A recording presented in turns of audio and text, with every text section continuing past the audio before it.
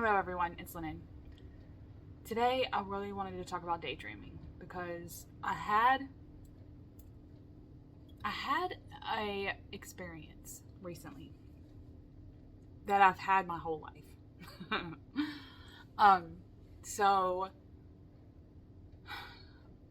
I love to daydream,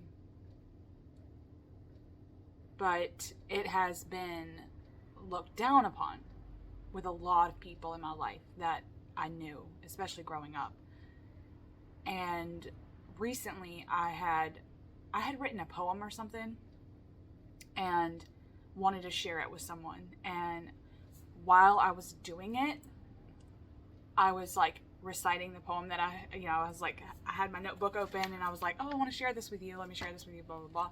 And I was halfway through the poem and the person changed the subject like I wasn't in the middle of it. And I was like, what just happened? What happened?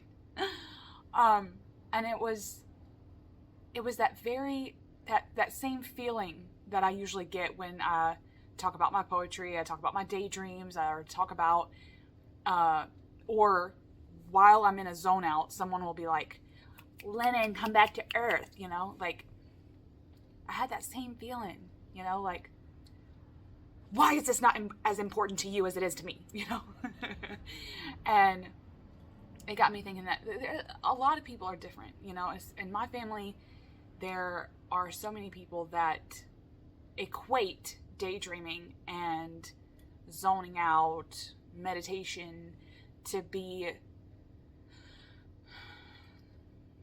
simple-mindedness, lack of intelligence, literally, a form of escapism, if you will. I think that some people that I would talk to about this in my family, especially in my family, they don't understand the concept of daydreaming and zoning out. And so for me, it always made me feel insignificant. It made me feel small in those times where I would want to zone out and just unfocus, and my family wouldn't understand those times, that the times that I needed that time. I needed the time to zone out. Okay. Luckily for me, I had a tree growing up that I would often climb, and while I was in there in the tree, nobody was in there with me, I had formed a relationship with that tree so that it would be like a refuge, if you will, a place of refuge for me, a place where I was like, okay, well, if I know no one's following me if I climb this tree, so that could be where I daydream, so it became kind of a refuge. So that's it was a beautiful thing that I had growing up. I was very lucky to have a refuge like that, a sacred space, I guess, if you will. But so I wanted to talk about it because and not give too many details, just the fact that I think that there's so much magic in daydreaming for me, but there's also a lot of shadow. I mean, with this, me reading a poem doesn't really have anything to do with daydreaming. It's just more of for me, daydreaming and this kind of poetic sensibility go hand in hand. Like the reason in which I write poetry is for the feeling, right? I want things to be evocative, right? And when I'm trying to share that with someone that doesn't have the same mindset as me in terms of evocation, then there's a disconnect, and I find that so disheartening sometimes, to be honest with you, like that I want to just sit here and go, won't you listen to me? Like, won't we just sit here and recite poetry to each other and sigh, like, and that doesn't really happen. So the shadows that I unlocked with this poetry episode were so there's so much sadness there for my inner child, especially because I had so many instances as a child where I would zone out, and my family would, people in my family would literally would justify those times with other family members. Like if we were somewhere at a party or at a family function, and we were at another person's house, and I would just be sitting there, and I would like I would just be zoned out. And it wasn't that just something in the room or something in the food or something in the whatever just made me zone out and go off into my own little world for just a few minutes. It wasn't like I sat there like that for an hour.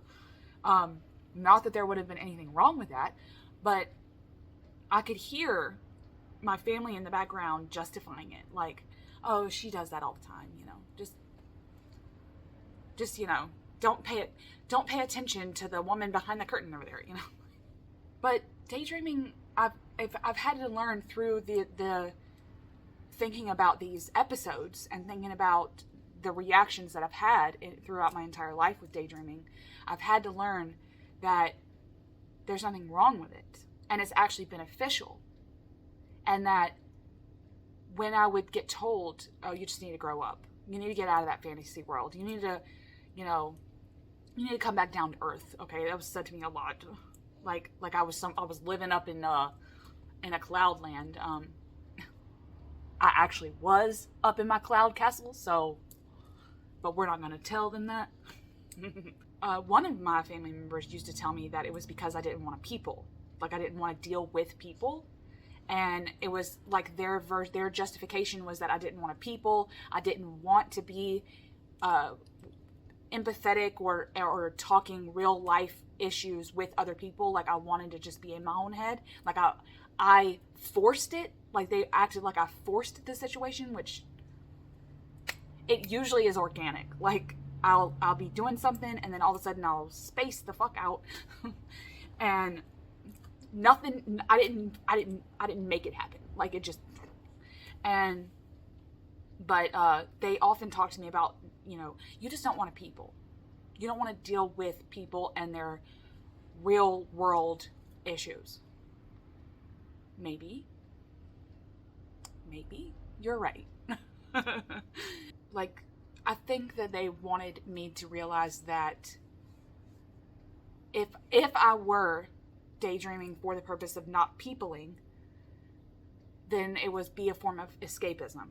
And that I needed to find ways to ground. Basically, they were trying to tell me that I needed to find ways to ground myself better and have more practical conversations with people, have more conversations with actual people, so that I daydream less. Almost like they were trying to coach me on how not to. It didn't work. And I'm glad it didn't work, because there are times when I do need the escapism. I do need to not effing people. Like I need to just be by myself. I need the solitude. Solitude is very, very, very important to me because of those, I guess because in childhood, those times in my tree or those times in my swing, I had this rope swing that my dad built me that was in this tree, right? And if I wasn't in the tree, I was on the swing. And the swing became such, like I miss it, like every day. I miss a swing. I need a swing bad. I actually, unfortunately, don't have a tree on my property that could hold a swing like that. But one day, I'll get a swing back in my life. But the swing, what became a refuge as well, a daydreaming sacred spot, if you will, because no one messed with me when I was on a swing. It was a one-person swing, like a little board with ropes on it, and there was something so pure and raw and magical about those times in my childhood that when I have those times now, I appreciate them. But that doesn't stop the people that I've had conversations with I don't know what I just said there.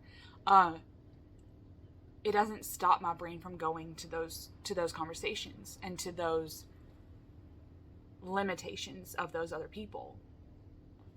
When I was doing this poem, I let it go though. Like this latest example of the poem that I told you about, that I was reciting this poem, and in the middle of it, they just started talking about something else. Like we weren't, like I wasn't reciting this bare my fucking soul out poem to you.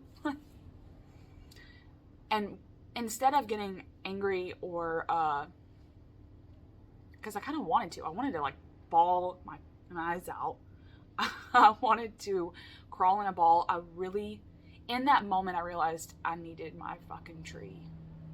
I was like, oh my God, I don't have my tree. And I got, I'm starting to cry right now. Like, I needed my tree and it wasn't there. It's not here anymore. And I just remember going, what do I do? And I didn't have a solution except that they weren't going to read, they weren't gonna know the rest of the poem. And and to like really solidify in my heart that they didn't want to. And that we're not the same people, and we don't have the same sensibilities. They're more grounded than me. I mean, they are a Taurus, so, you know, there is that. And that just because they don't value my poetry or the time they spend with me doesn't mean that they don't like me, and it doesn't mean that they don't value me as a person. It just means that they don't have the patience or airiness for poetry. And that had to be okay. But it did hurt. It did hurt my feelings a little bit. And a lot of things don't anymore. Because it's just like, you know, it is, life happens and you're like, oh, okay. You kind of desensitize yourself to a lot of crap when you get older. But anyway, another thing that I did when I was a kid that I still do today is music zone outs. And that just means that, like, I had a Walkman, okay? I miss that damn thing. Ooh, I miss that damn thing.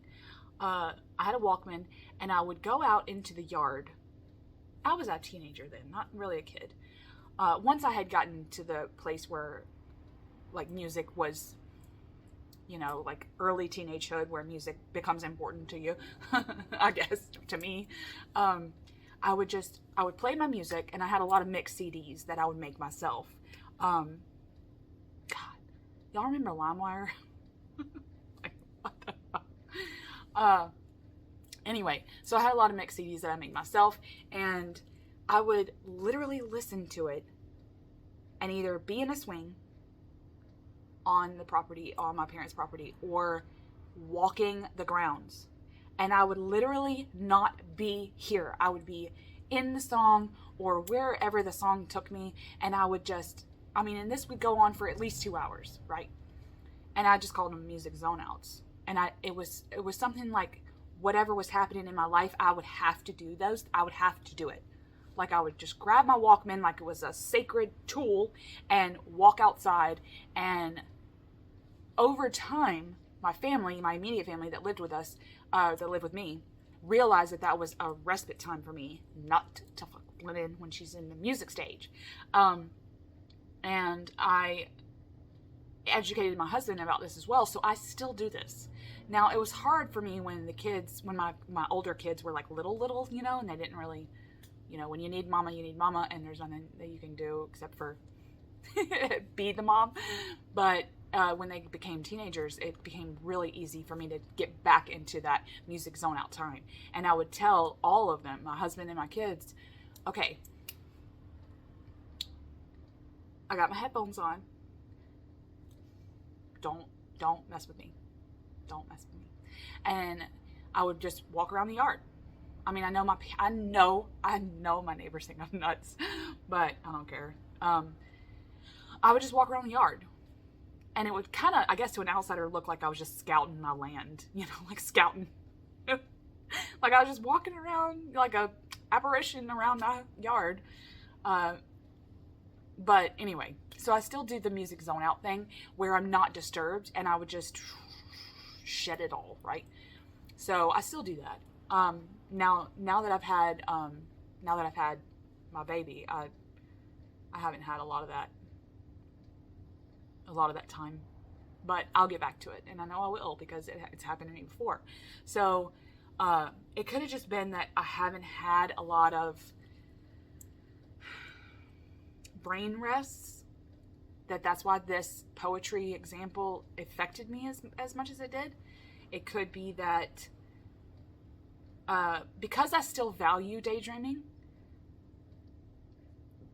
and because I haven't had a lot of it since having the baby, is probably why the shadow ended up surfacing. I believe is why it surfaced, is why I wanted to have this visceral reaction, is because I haven't, like, it's like the balance wasn't there. Like, I haven't been daydreaming, and I was, bearing my own soul. And it kind of led into this me wanting to react a certain way. And I want to, I looked up some Pixabay. Pixabay is a stock image video website that I really like. And I found some little clips of videos that I'm going to place here because I want to give you some examples of things that throughout the course of my life and still to this day generate daydreams for me. Mostly. I already said reading and poetry. Reading for me is a little different than writing poetry. When I write poetry, it's different. I'm not really daydreaming. I'm focused in that practice. But when I'm reading poetry and when I'm reading books, a lot of the times I'll read something and zone out, right? And maybe not even in an active daydream, but I'll zone out regardless. And oftentimes, even my kids, they'll be like, "What's wrong, Mom?" I'm like, "I'm thinking about what I read." It's important. So I often zone out when I read because I really do find, for me at least, I find the value in thinking about what I've read and really stewing on it and chewing it. So I find that helpful to think about what I read and zone out and really get immersed into whatever it is I'm reading. And I said music. I heard this in a TV show. It catalogs our memories and that is so true. It catalogs our memories and it sends us back in time to when the song, when we first heard those songs, or when we are, they all connects in our brain, and it's so beautiful. Okay. Music is so powerful. And if you want to learn more about how music is powerful, I would suggest listening to some interviews by Rubin. He's the co-founder of Def Jam Records. Man, I would love to be in a room with that guy and sit and talk and maybe rub his beard, just stroke his beard. I love it. But anyway, so I would definitely listen to him about music and generations and genres, and I love the way he talks about music. One thing that I love here in the South, well, it's probably everywhere, but here we have these medians in our highways that are like grassy, okay, that no one ever really cuts, okay, but if you have like a 2-lane highway here and a 2-lane highway here, in the middle there'd be like this grassy median. And in the spring, and not really, it's really spring because in the summer it's too hot for flowers, really, there would be like these wildflowers in all kinds of colors, and they're weeds, or so my mom would say. Those are weeds. But there would be these like colorful flowers in the highway medians, and so whenever we would go somewhere by highway, I would just stare on these long stretches of grass with these wispy flowers, right? They're weeds, okay, but they're beautiful. They are, because they still exist. So flowers, but urbanized, not manicured, like really wild, but in wild places as well, like on the highways. Those always generate daydreams for me. Also in the car, a lot of these happen in the car. That's interesting. Is when you're sitting in the seat in the car and it's raining, and it's the way the rain falls on the pane of the window. Now you can do this at home too, okay? It's not like it just happened in the car. But for me, it was because I was so close to the window that I could really see like shapes inside the drops of water. And it was almost like I was rain scrying. I don't know. Those always generate. I really wanted to just go unfocused and watch the rain drip down the window. There was something so powerful of that. Like I said, it's so interesting to think about these in the car, because that's where my mind goes with these. But so looking at the scenery and wildflowers specifically out of the car window, and then if it's raining, I love to like scry on the window pane. But then bokeh, or bokeh, is it bokeh or bokeh? I think it's bokeh. Where it's like unfocused light. You especially get this in Christmas. Oh, I love that. Like, unfocus your eyes, and it's like these bokeh unfocused lights on the window pane of all the Christmas lights. Oh. But also traffic, like the way if you just unfocus and it's just lights, you see the cars and stuff. I love that for some reason. There's something about that really activates daydreaming. Okay, really. So I love bokeh. But because I'm so airy, there's something magic.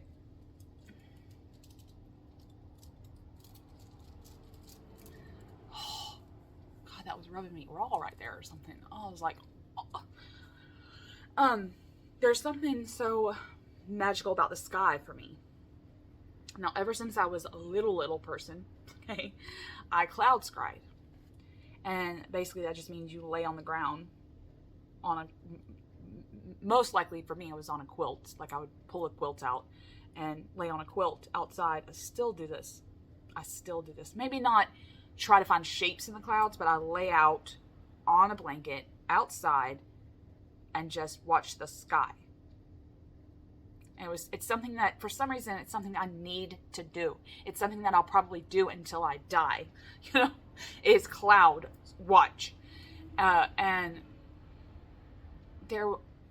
there's magic moments within sky watching that I have found throughout my life, and that is the magic of light rays. The way in which the sun streams, quite literally, streams harshly through clouds down to earth, and they look so long. I love that so much. But then also clouds on the earth too, like mist, fog, okay? Fog. And we have lots of fog here in the transitional seasons like spring and fall, at the height, or no, not at the height, at the beginning of spring and at the beginning of fall, because the temperatures between day and night are so drastic that's why we have fog. And we don't have it any other times but in the beginning of spring and in the beginning of fall, when the nights are cold and the days are hot. You know, like you wake up 8 o'clock in the morning and it's already hot, but it was a cool night, kind of a thing. We'll have a blanket of fog down, and I love those times, those foggy times, where you look out the window and it's like creepy, you know, it's like creeping, and it's on the ground, and it's just floating there like this. Oh.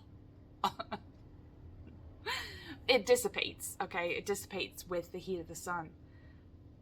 The sun comes and kisses it, and it just disappears. But for those fleeting moments with the mist, there's something sacred in that for me. Probably the last thing that's a constant, and I would say these are my constants. These are what activates my daydreams on a constant since I was a little girl. The last thing would be paint mixing, or painting in general. Okay, These are thick globs of paint on a plate or on a palette, whatever. I use a plate. But have a plate and then have drops of paint on them. And this can be any kind of paint, any kind of medium, I mean. Nowadays, it's oil paints for me. I love the texture of oil paint, and I love the way it mixes, right? Like using the palette knife. Oh, but there was something so magical when I was a kid about mixing paint colors, but really it was the water, the paint water. When you would first put that paint in there, like watercolors or acrylics, it would just kind of dance, like the colors would dance. I used to love watching those oil and water things. Those, they look like hourglasses, but it was like this oil and water, and they would mix and make bubbles like lava lamps. So I guess all that would be considered like mixing, things mixing, but make it colorful, you know? There's something so satisfying, I guess you could say. I think a lot of these would be considered satisfying things that, like, satisfying thirst traps for the mind. For daydreaming, I mean, for daydreaming specifically. Thirst traps for daydreaming.